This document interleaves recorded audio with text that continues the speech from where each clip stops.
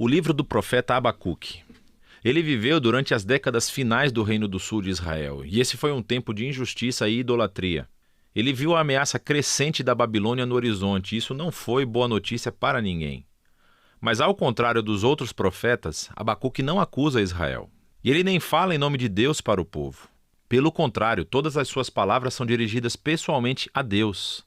E o livro fala sobre a luta pessoal de Abacuque e a sua jornada de tentar acreditar que Deus é bom quando há tanto mal e tragédia no mundo.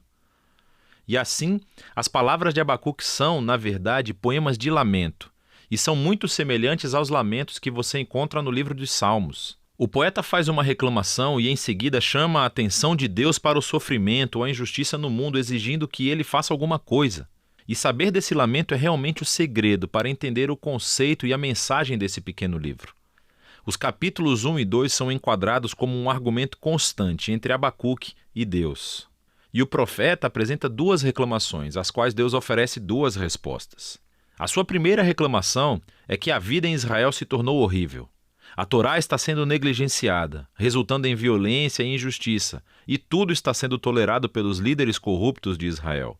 E Abacuque está gritando, pedindo a Deus para fazer algo, mas nada parece mudar. Mas então, de repente, Deus responde. E ele diz que está muito ciente da corrupção do seu próprio povo, Israel, e que ele está convocando os exércitos da Babilônia para trazer justiça sobre Israel. E muito semelhante à mensagem de Miqueias ou Isaías, Deus diz que ele usará esse terrível império para devorar Israel por causa da sua injustiça e maldade. Mas Abacuque não gosta dessa resposta e faz uma segunda reclamação.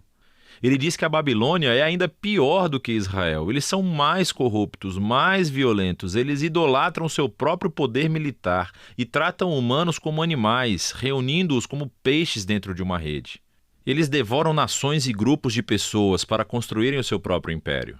E assim Abacuque diz: como pode ser que você, um bom Deus santo, pode usar nações tão corruptas como seus instrumentos na história? Ele exige uma explicação. Na verdade, ele se descreve como um vigia nos muros da cidade esperando a resposta de Deus, que eventualmente chega. Deus diz a Abacuque para pegar algumas tábuas e cinzéis e anotar o que ele vê e ouve. É uma visão sobre uma época determinada do futuro, que, mesmo que pareça lenta, virá. De fato, Deus diz que a pessoa justa viverá pela fé, nessa esperança e visão. Então, o que é essa promessa divina que Abacuque deve escrever? É que Deus destruirá a Babilônia. Deus diz que a violência e a opressão das nações criam esse ciclo de vingança sem fim, e que Deus usará este ciclo para provocar a ascensão e queda das nações. E o fato de que Deus pode, por algum tempo, usar uma nação corrupta como a Babilônia não significa que ele aprove tudo o que eles fazem. Ele responsabiliza todas as nações perante a sua justiça. E assim a Babilônia cairá junto, como qualquer outra nação que agir como eles. A promessa de Deus é, então, elaborada por uma série de 5 poemas que descrevem os tipos de opressão e injustiça perpetrados por nações como a Babilônia. Os 2 primeiros visam práticas econômicas injustas, como a forma como as pessoas ricas cobram juros ridículos, como uma maneira de manter as pessoas pobres endividadas. E assim eles constroem sua riqueza através de meios desonestos. O terceiro é uma crítica ao trabalho escravo, tratando os seres humanos como animais e ameaçando-os com violência se não produzirem. O quarto alveja o abuso do álcool por líderes irresponsáveis. Enquanto as pessoas estão sofrendo sob sua má liderança, eles estão festejando e desperdiçando seu dinheiro em sexo e bebida. E o último expõe a idolatria, o motor que impulsiona essas nações. Eles tornaram dinheiro, poder e segurança nacional em seus deuses, oferecendo a fidelidade a todo custo. E assim, as pessoas se tornam escravas do seu próprio império nacional. Agora, as tais práticas descritas aqui não são exclusivas da Babilônia, mas isso faz parte do objetivo. Dada a condição humana, a maioria das nações acaba se tornando a Babilônia. E é assim que a resposta de Deus a Abacuque nesse livro se torna a resposta de Deus para todas as gerações futuras, para qualquer pessoa que viva em um mundo governado por outras Babilônias. Mas ele deixa uma pergunta pendente. Será que Deus vai deixar este ciclo, a ascensão e queda dos impérios babilônicos, continuar para sempre? E é sobre essa pergunta que se trata o capítulo 3. Nós aprendemos que esta é uma oração de Abacuque. E começa com Abacuque implorando a Deus que haja agora no presente, como fez no passado, para derrubar as nações corruptas. E o que segue é um poema muito antigo. O primeiro descreve uma aparência poderosa e aterrorizante de Deus. É muito semelhante aos poemas de abertura de Miqueias e Naum, e semelhante à aparência de Deus no Monte Sinai no livro do Êxodo. A nuvem, fogo e terremoto. Quando o Criador aparecer para confrontar o mal humano, todos estarão prestando atenção. Abacuque descreve essa futura derrota do mal como um futuro êxodo.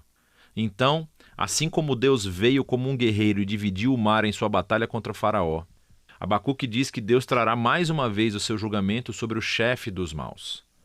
Então, o Faraó, como a Babilônia, tornou-se aqui um arquétipo de nações humanas violentas. Mas ao mesmo tempo, nos é dito que quando Deus confrontar o mal, ele salvará o seu povo e o seu ungido. É uma referência ao rei da linhagem de Davi. E assim, nesse poema, a história do êxodo do passado tornou-se uma imagem do futuro êxodo que Deus realizará. Ele mais uma vez derrotará o mal e derrubará os faraós e as babilônias desse mundo. Ele trará justiça a todas as pessoas e resgatará os oprimidos e os inocentes. E é essa esperança que permite que Abacuque conclua o livro com louvor. Mesmo que o mundo esteja se desmoronando, com falta de comida, ou seca, ou guerra, ou o que for, ele escolherá a confiança e a alegria nas promessas da aliança de Deus. E assim Abacuque, no final desse livro, torna-se um exemplo brilhante de como os justos vivem pela fé.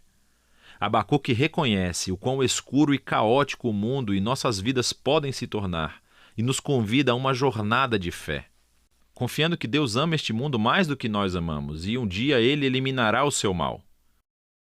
E é disso que trata o livro de Abacuque.